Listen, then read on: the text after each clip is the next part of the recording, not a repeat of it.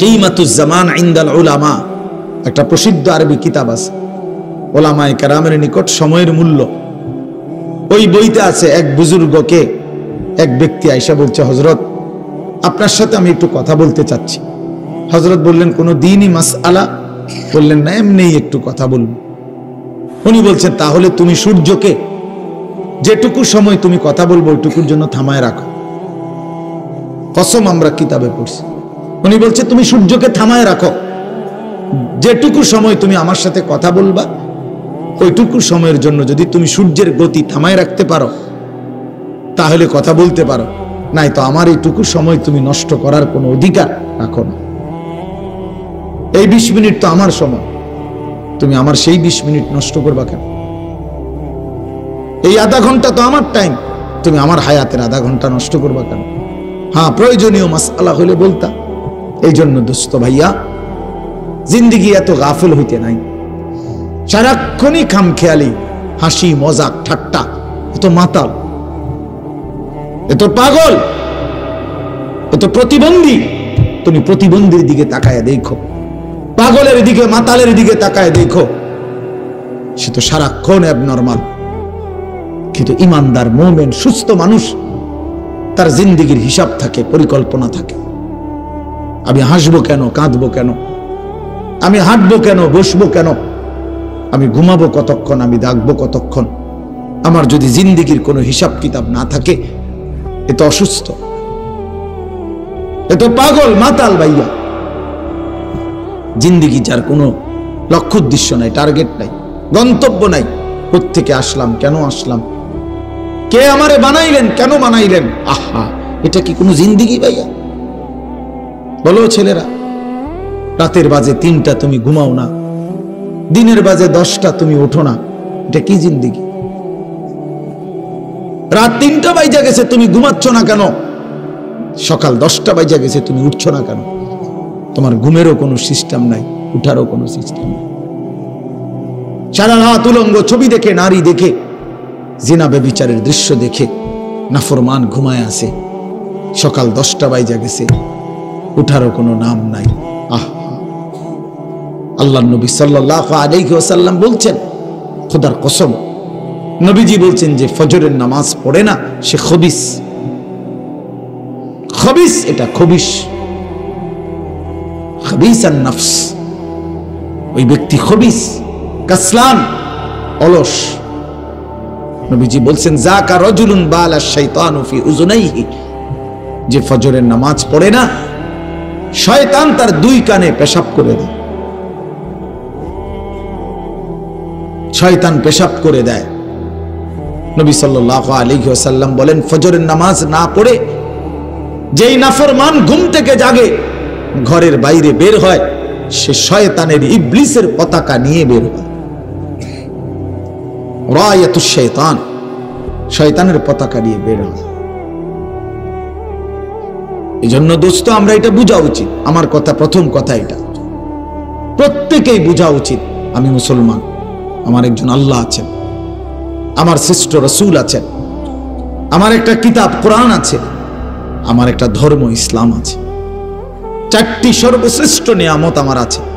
আল্লাহ আমার রব, মুহাম্মদ সাল্লাল্লাহু আলাইহি সাল্লাম আমার রাসূল, কোরআন আমার কিতাব, ইসলাম আমার ধর্ম। এই 4টি সর্বশ্রেষ্ঠ নিয়ামত থাকার পর আমি পথহারা হব কেন?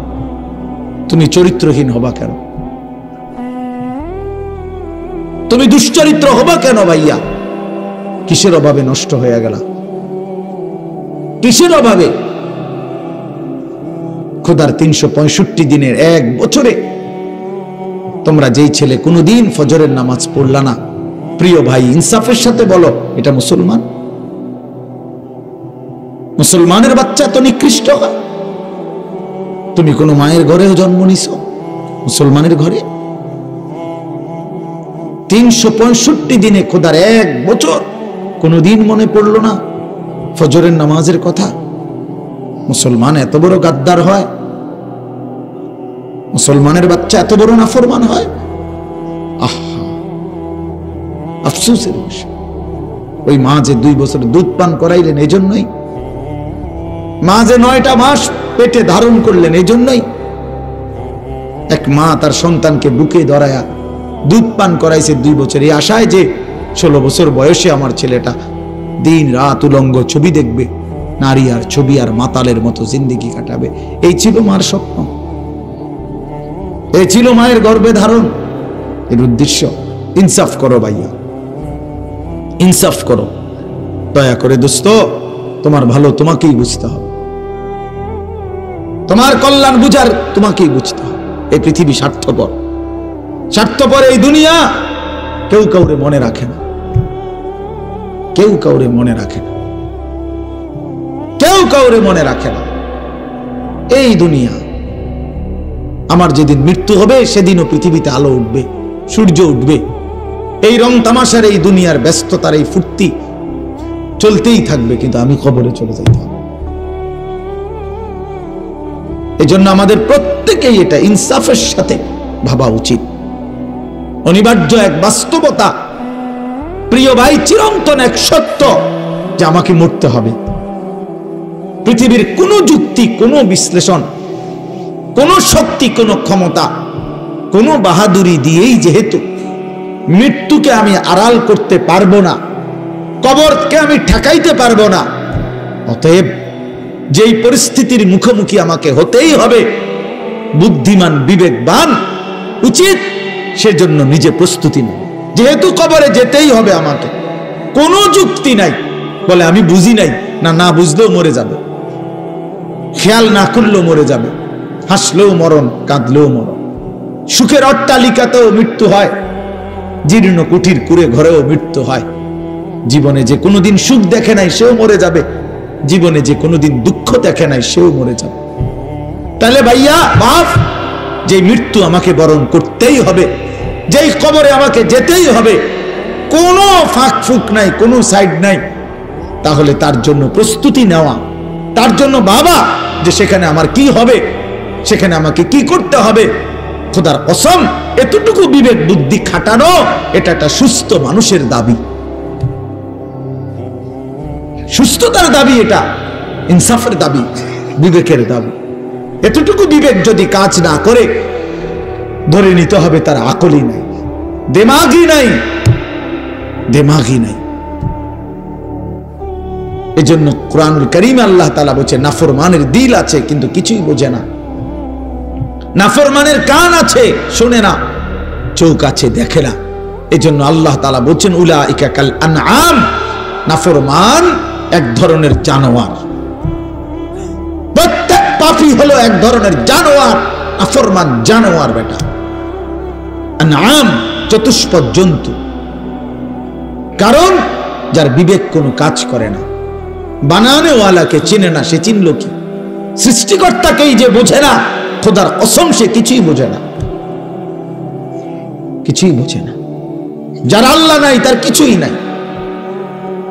আল্লাহকে হারিয়ে সব পেলেও কিছু পায় হয় না, আল্লাহকে পেয়ে সব হারালেও কিছুই হারায় না। জুতু মেরা তু সব মেরা। আমি এই জন্য অনুরোধ করছি, আলহামদুলিল্লাহ যথেষ্ট বয়ান হয়েছে।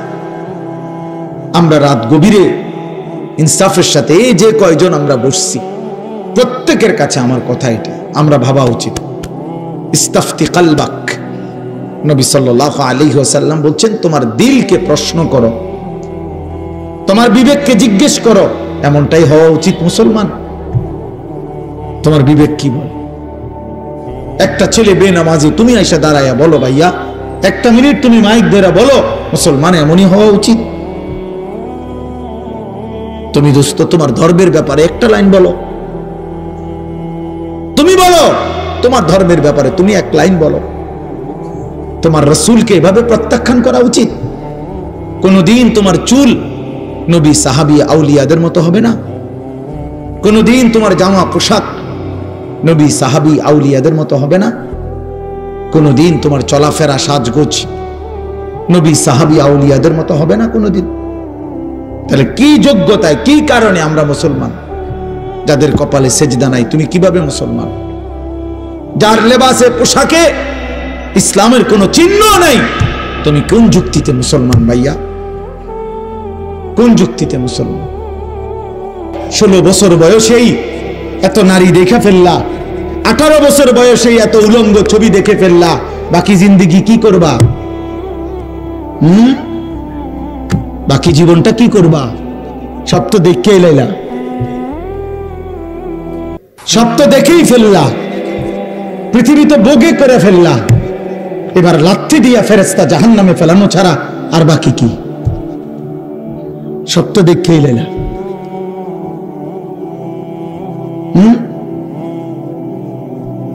হালাল স্ত্রীর ভালোবাসা তো আর মিলবে না, পবিত্র স্ত্রী তো আর মিলবে না। আল্লাহ কোরআনে ওয়াদা দিছে, যে পুরুষ খবিস অসৎ চরিত্রের, আল্লাহর ওয়াদা তার স্ত্রীও মিলবে খবিস। কি আয়াত? আল খাবিসাতু লিল খাবিসিন ওয়াল খাবিসুনা লিল খাবিসাত। সরাসরি কোরআন শরীফের আয়াত। বন্ধু মনে রাখো, আমি ডেইলি বলি, রাস্তার বেডি আর মোবাইলের বেডি আর বাস্তবতার বিবি এক কথা না। রাস্তার নারী 2 নম্বর হইলে তোমার সমস্যা নাই, মোবাইলের নর্তকী 3 নম্বর হইলেও তোমার সমস্যা নাই। তোমার বউ যদি 2 নম্বর হয়, চরিত্রহীন হয়, তুমি বুঝবা দুনিয়া কারে বলে। তোমার হায়াতি তখন হয়ে যাবে জাহান্নামের টুকরা।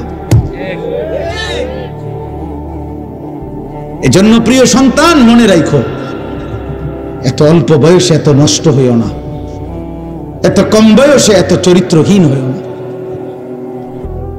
এত চালাক ভাইব না নিজেরে, এত চালাক ভাইব না, এত বুদ্ধিমান মনে করো না। তোমরা অনেক চালাক মনে করতেছো নিজেরে। কেন? বাপে কিছু কয় না, মায়ে কিছু বলে না।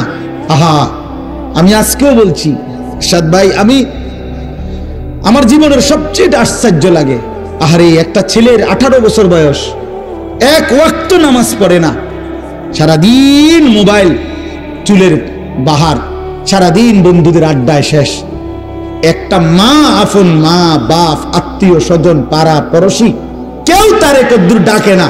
কিরে বাবা, একটা ছেলে ভাইবো ভাইয়া, তোমারে শুধু বলি, তুমি একটাবার ইনসাফের সাথে ভেবে দেখো, তুমি প্রতিনিয়ত গুনাহ আর অশ্লীলতার মধ্যে ডুবে যাচ্ছ, কিন্তু কেউ তোমারে কদ্দুর ডাকেও না। কিরে বাবা, তুই এরম করস কা? আহারে, তোর কি আল্লাহ নাই, আখিরাত নাই? তোর কি বাবা কবর নাই?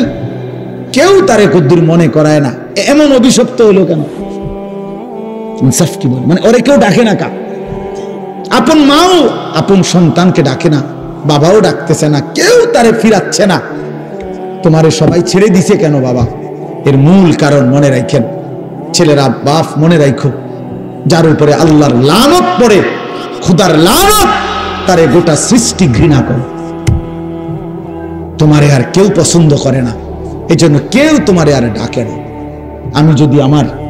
যদি আমার ছোট ভাই হয়, আমি যদি তারে তার অন্যায়ের কারণে ডাইকা আনে থাপ্পড় দেই, মারি, শাসন করি, এটা তার জন্য কল্যাণ, কারণ আমি তারে ফিরাই আনলাম। আরেক হলো আমি তার সাথে এতটা রাগ করলাম, যা তোর যেটা মনে কর তুই এটা কর, ফিসা দিয়া ফিট তোর কপালে, তুই যা, আমি তোরে কোনোদিন ডাকবো না, বলবো না, ছুঁইবো না, যা মন চাই তুই যা কর। তোর বাহ্যিক দৃষ্টিতে তো মনে হবে তারে মারি নাই, থাপ্পড় দেই নাই, কিন্তু তার তো অনন্তকালটা শেষ, তার ভবিষ্যৎটা শেষ, তার লাইফটা তো শেষ। তার চাইতে ভালো ছিল তারে মারা, কিল, কনি, ঘুষি দিয়া হইল ফিরাইয়া আনা, এটা উত্তম ছিল না? এই জন্য তোমারে ফিরাবে না কেন? তোমরা যারা সারাদিন রাত এক ওয়াক্ত নামাজ পড়ো না, কোনোভাবেই আল্লাহ, আখিরাত, পরকালের কিছুই বোঝো না, এমন অভিশপ্ত, মাত্র 18 বছর বয়সে খোদার গজব পড়লো তোমার উপরে, আল্লাহর লানত পড়লো কেন? 18 বছর বয়সে এত বড় নাফরমান হয়ে গেল কেন? 20 বছর বয়স না হইতেই বাবা তুমি এত বড় আল্লাহর অভিশপ্ত বান্দা হয়ে গেল কেন, যে কেউ তোমার আর পছন্দ করে না, কেউ ডাকে না? আমি একটু আগেও বলছি বয়ানে, আমার মার বয়স 75 বছর, আমার আম্মার বয়স, আমার বয়স 44 বছর। আমি আজকে 21 বছর ওয়াজ মাহফিলের এই জিন্দেগি আমার, আলহামদুলিল্লাহ। আমার 4টা সন্তান আছে বাবা, আমার 4টা ছেলে মেয়ে আছে। আমার এই 44 বছর বয়সেও আমার আম্মা 75 বয়স্ক মহিলা, এখনো আমার মা আমারে কথা হইলেই বলে, হুত নজর শুনি, খোদার কসম মা আমারে এখনো জিগায়, ফুত নামাজ পড়ছুনি, নামাজ পড়ছ। আমার সন্তানদেরকে দেখলো জিগায়, নাতি নামাজ পড়ছুনি। আমার মা আমারে আজও বলে, ফুত কত হানে ওয়াজে যাও, মানুষের লগে চাই টাকা পয়সা লইয়া, কি করো না, কষ্ট দিও না, ঝামেলা করো না। কতবার যে কইছে মা আমার এই কথাইটা, শত শতবার কইছে মা আমারে আমার এই জীবনে। কিরে ভাইয়া, 75 বছর বয়স্ক মা তো আমার 44 বছর বয়সী সন্তানকে আজও ডাকে যে ফুত নামাজ পড়ছুনি, তোমার বয়স মাত্র 18 বছর, তোমারে কেন কেউ ডাকে না? তোমার জীবনে এত বড় অভিশপ্ত হলো কেন?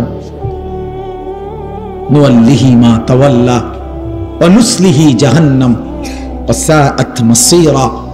আল্লাহ বলে, আমার যে বান্দা আমার রাসূলের বিরুদ্ধাচরণ করবে এবং আমার ঈমানদার মুমিনদের পথ থেকে উল্টো পথে চলবে, আল্লাহর কসম আল্লাহ বলে, নুয়াল্লিহি মা তাওয়াল্লা, আমি তাকে সেই উল্টো পথেই চালাবো, ওয়া নুসলিহি জাহান্নাম, একদিন তাকে জাহান্নামেই ফেলে দেব।